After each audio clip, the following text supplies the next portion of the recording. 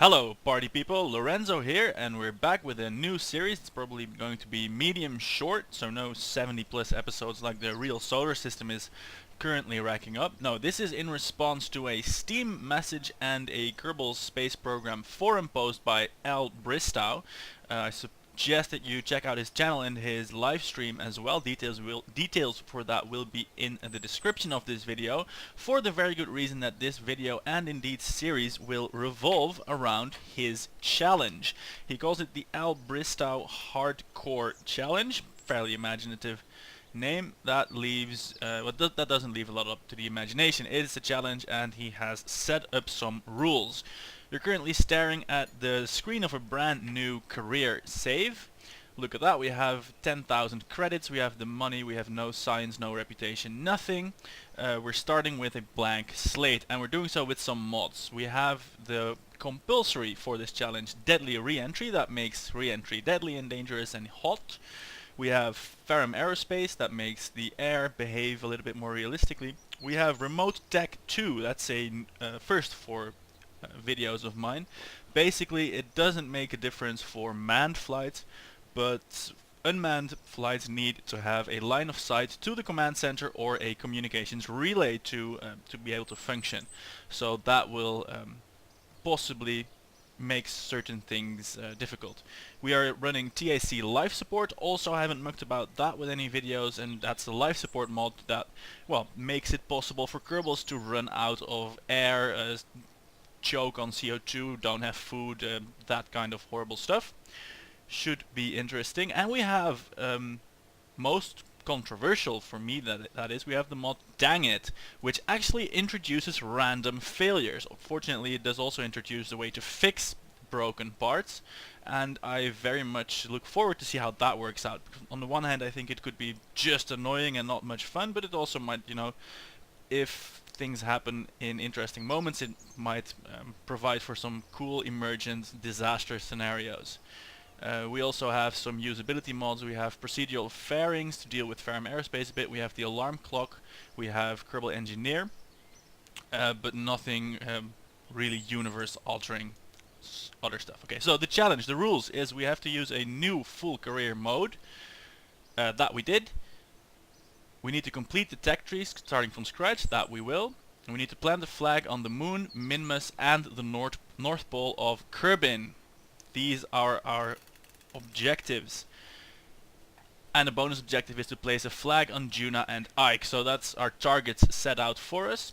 And let's see. The rules are for every launch, except unmanned launches, we must take at least one orange-suited Kerbal, or a Kerbal you have recovered from orbit as part of a contract. Flags must be placed by an orange-suited or recovered Kerbal. If you have no more orange-suited or recovered Kerbals left, or if you have no funds to launch a craft, game over. You must not use revert to launch, revert to vehicle assembly building, quick save or quick load. No hacking the persistent file, and mods must be used as downloaded default settings.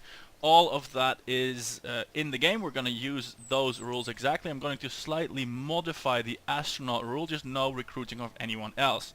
That should immediately lead to just having the orange guys and anyone that we rescue from orbit. Also, you will see me use the quick save occasionally, just to, you know, make sure we have a save in case of a crash or a recording software mock-up or something, hiccup or something like that. But I will promise not to ever use a quick load. Also, I think there will be no cutting of the video, because that would kinda raise questions. Everything will be shown as is. So with that said, let's pause, because I'm getting a phone call.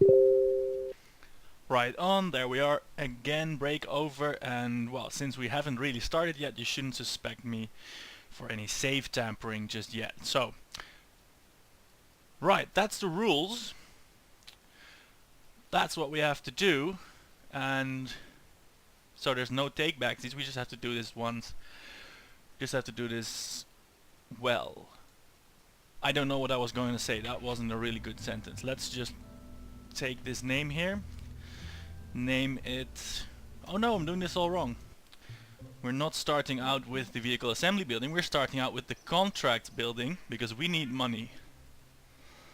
Now at the start, fortunately, this is really easy. Launching a new vessel, we should be able to accomplish that. We're just going to take all these contracts. Escaping the atmosphere, orbiting Kerbin. Well, one of the goals from the challenge was to put a flag on the North Pole. So we will be attempting that first, because it's relatively easy. Okay. Take the standard safety trappings. Of course we have 0 science, so there's not a lot we can do with this rocket. Basically we're just going to put tanks and fly it. I think this may be overdoing a little bit. Let's take one off. Now we are running Ferrum Aerospace, and these things like the communitrons and the engineer, I'm not sure about the engineer parts, but the communitron definitely has a non-zero drag, so I'm not going to put one on there. That will reduce the science we can return a little bit, but not a huge amount, because we don't have any batteries anyway. Right, so let's call this the, well, I don't know, Brave New World. Dubious on the titles. Who is gonna crew that? Maybe it's gonna be Jebediah, of course.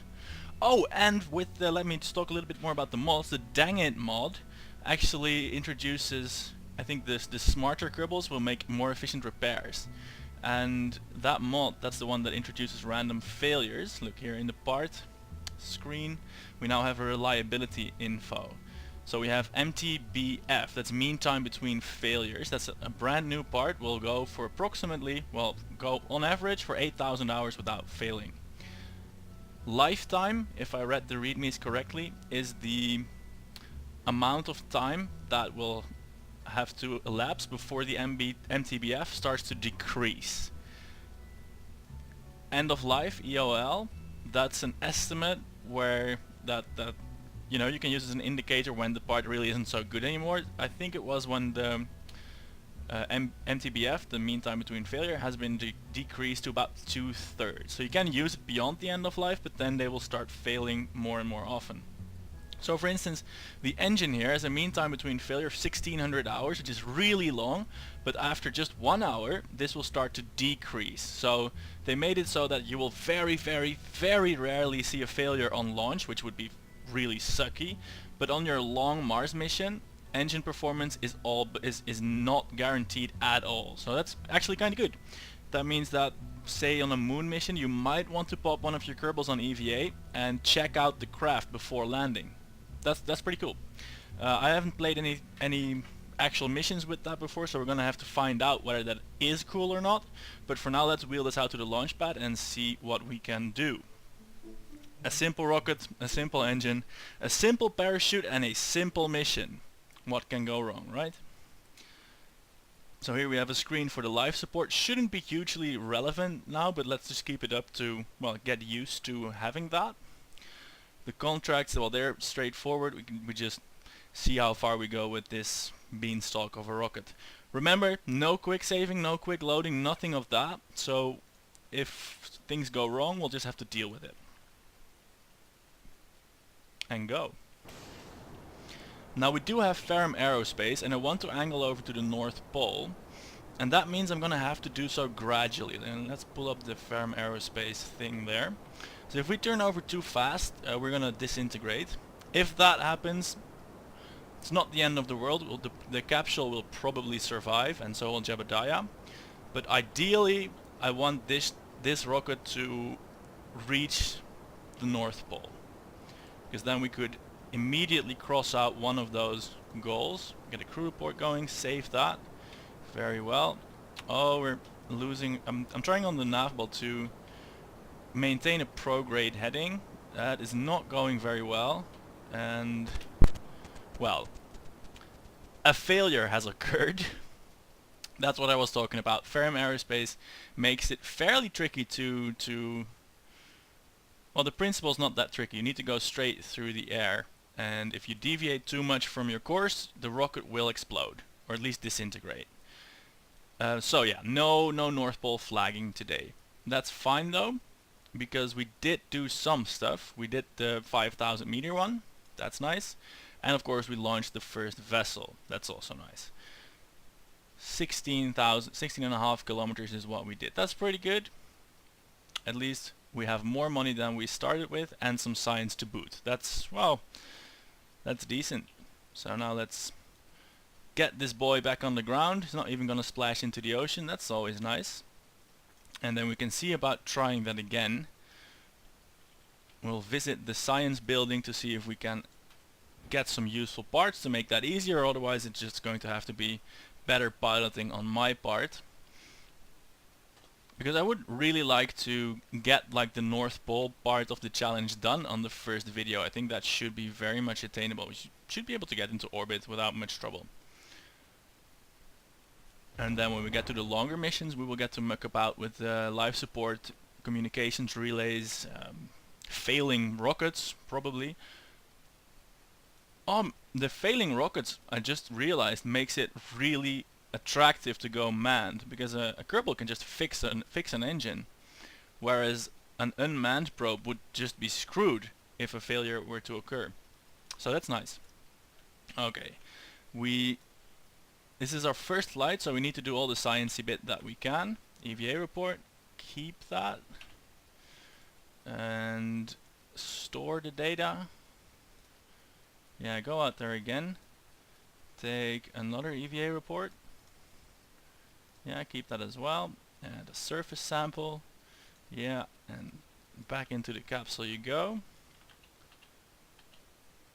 And I want a crew report. Oh no, we need to go outside for that. Take the data. Store the experiments. Go back in, do the crew report. Keep that, and now recover the ship. Yes, it's a little bit strange, but this way you get the max science. 32 science points with what was technically a mission failure, so that's actually pretty decent.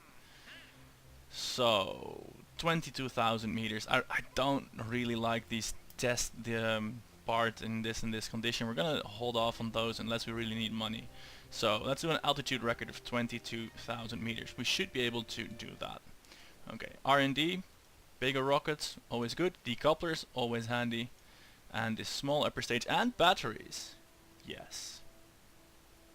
And lots of life support stuff. We'll not muck about with that, not yet. Or I can go for wings and radial decouplers, very useful. So we're gonna get this, and then we're done with the science. Right, so vehicle assembly building, let's make a new one. Not like that.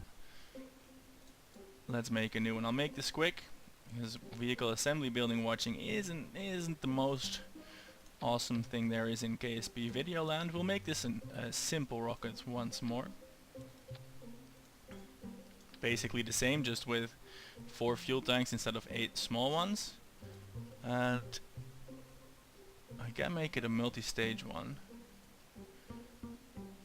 The thing is, yeah, if we're gonna go for straight altitude, we might as well just make it go straight up.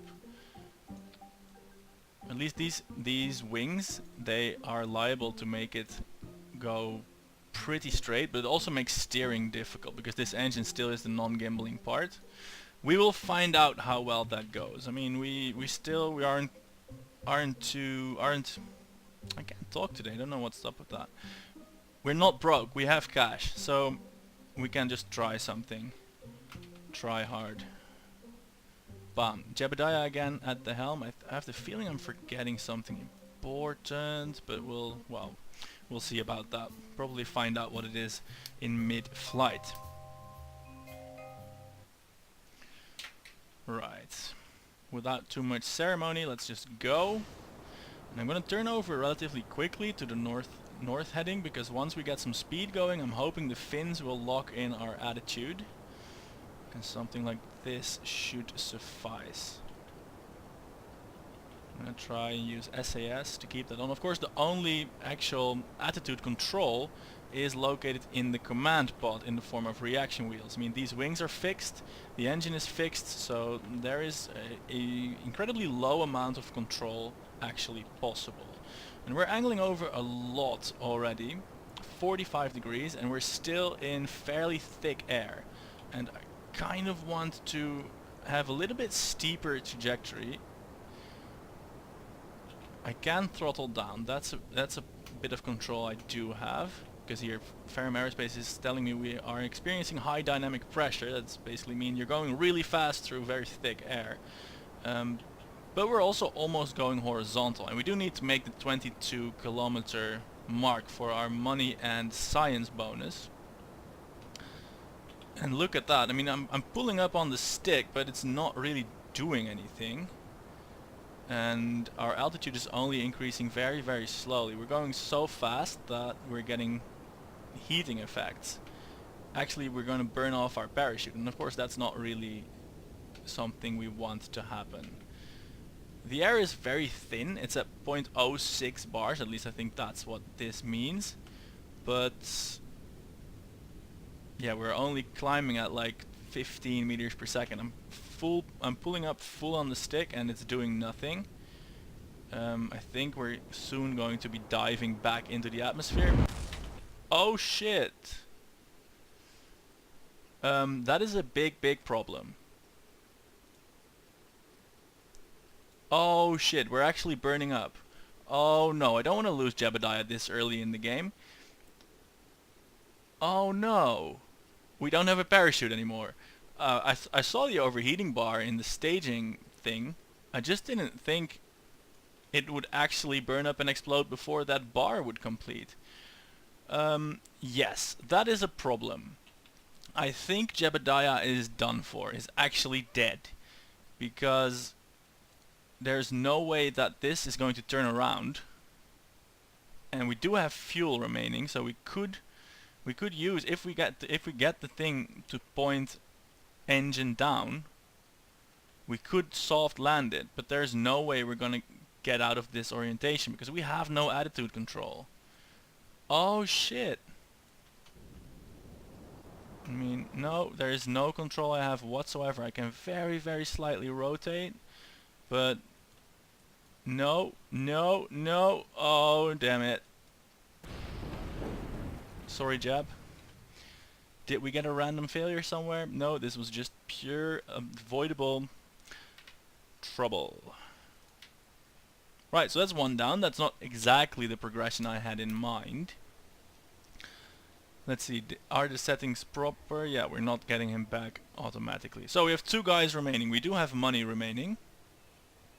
And we're just gonna try this again. And not be as stupid. Right, the try hard this time with Bob. He's the least stupid of everyone, so he should succeed at our mission of not being as stupid as before. And what we're gonna do is just not pitch over so much, and that's it. So let's go up, and let's wait a little bit with the pitch over, because in principle everything went fine. It's just that we pitched over too soon, and we now know that we don't actually have any control over the pitch over maneuver as soon as it's initiated. And I'm initiating it now slightly because I do want to not go only upwards. Well, it turns out that these fins are really good at locking in on attitude. They might just be a little bit too good at it. And of course we need to stop thrusting if we do accidentally pitch over more than we want. We need to stop thrusting before we actually burn off our parachute. That was a dumb move. I'm now pushing full down on the stick. We now basically have the opposite problem. We're not going anywhere. We're just going up too steep.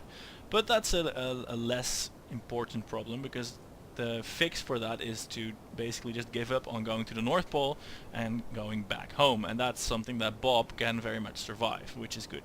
And we still might make it because we are actually pitching over, and we're already higher than we were with Jeb's ill-fated mission. So everything might just be okay. No promises, but everything might be okay. I'm getting some weird oscillation in the direction now, probably because of my too aggressive turning. Well, I'm above most of the atmosphere, so I should be able to get away with that. I'm not sure if that's actually accurate, but well, we are going at 1 kilometer per second already in the direction of the North Pole. So let's have a quick peek at the map view. This red dot, by the way, is courtesy of the remote tag mod. We're not using this mission because we have a guy along, but we will be seeing more of that if and when we start launching unmanned stuff, like communications relays or spare part depots is something I suppose we could be considering. Right, well, we made the 22-kilometer mark, that's good, and we are very much on track to making a landing at the North Pole. I'm gonna wait for apoapsis here. We're not passing over the brunt of the North Pole, so we might want to tweak our trajectory a little bit, and I wouldn't mind coming down a little bit oblique on that North Pole, because of course we do have aerodynamic re-entry problems to deal with. 500 meters per second on this amount of fuel.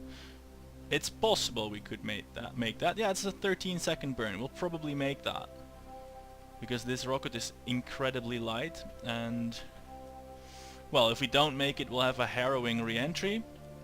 Possibly we will lose Bob, because these suborbital re-entries are oftentimes incredibly dangerous, because you're entering steeper than you would usually, and this thing doesn't even have a heat shield. I mean, yes, it has one built into the pod, but then the rest of the rocket first has to burn away, and that's something we can do, but it's a little bit hairy, so rather just come in on a nice and shallow angle and not have these problems. So let's get some science in at least. A crew report from space, and of course we didn't bring an antenna, so we're gonna have to land to get this stuff. So for now, let's do our North Polar burn. Are we gonna make it? I think the fuel is going to be just sufficient.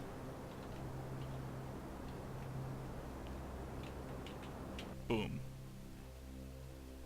We are 5 minutes into our mission, and we are probably going to land on the North Pole just like this.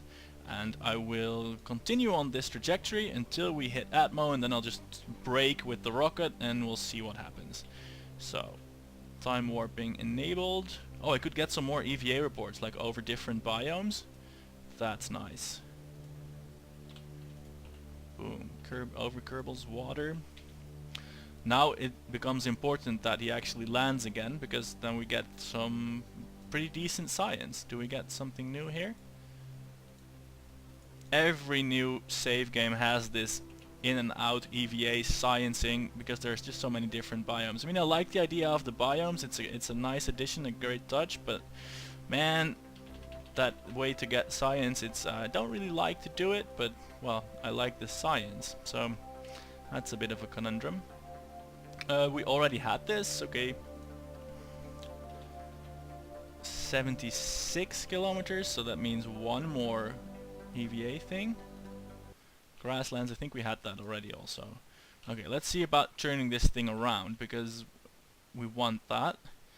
And then once we are in the atmosphere, we can deploy the parachute and maintain our orientation that way. Well, one thing is for sure, we are definitely going to land in on the ice sheet. And so if Bob survives, we can fulfill our mission. Which, I don't know about you, but that makes me happy. Because that means the first video, albeit we have a casualty to mourn, will at least be partially successful. And then we can make plans and schemes and things for the future, which is nice. Nice, nice, nice.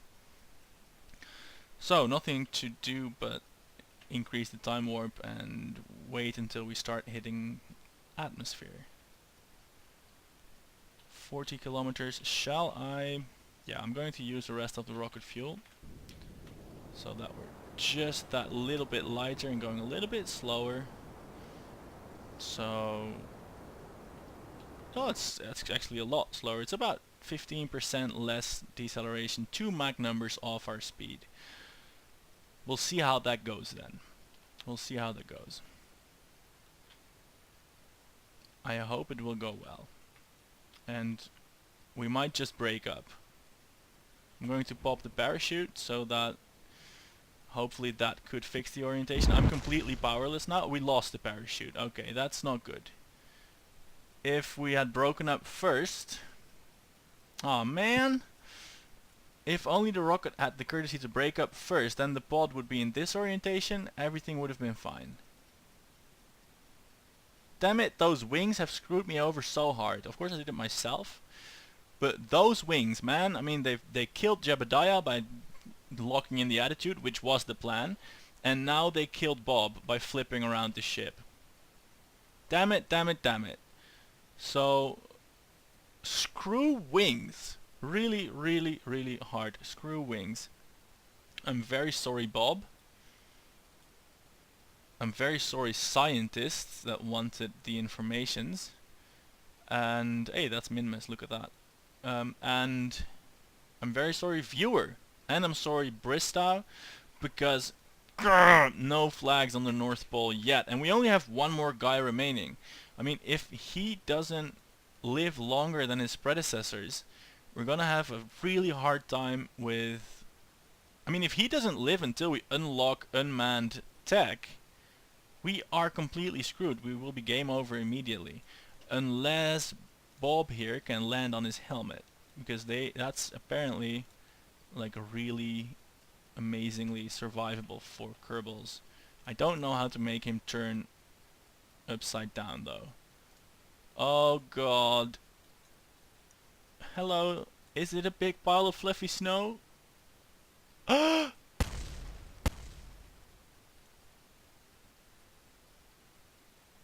Oh my god.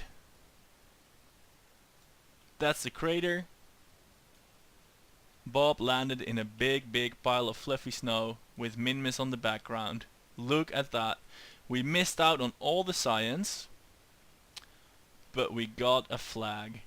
Oh my god. Guess what? The ice is soft.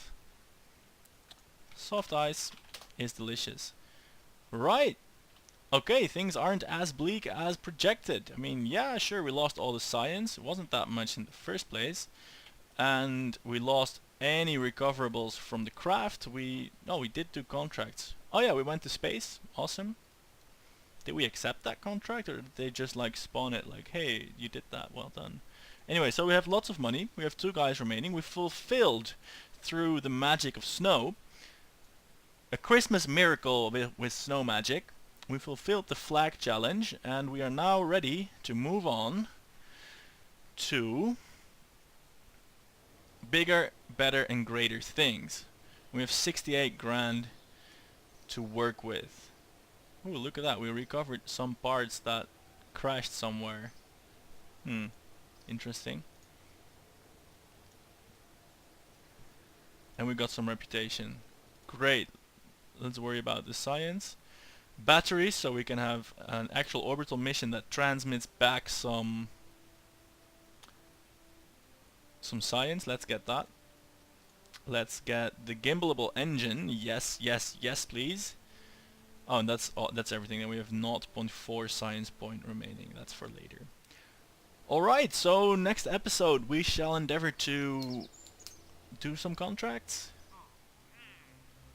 Let's see. Is there like something that wants me to go in orbit? Yeah, let's just next episode we're gonna go for orbit, get lots of science, and proceed with our infrastructure for a moonshot, because that's next in line for the challenges. Anyway, let me know in the comments what you think about the challenge and my solutions for it. If you have any bright ideas, you are welcome to contribute. You can make craft if you want to, or just tell about them. Otherwise, do check out the forum thread and EllBristow's channel and or live stream. He does them every Friday, which is pretty awesome. Haven't been able to catch a lot of them myself, but I have a few times and they're always good fun. For now though, let me just say thanks for watching, subscribe to see the next ones, and we'll see you next time. Goodbye.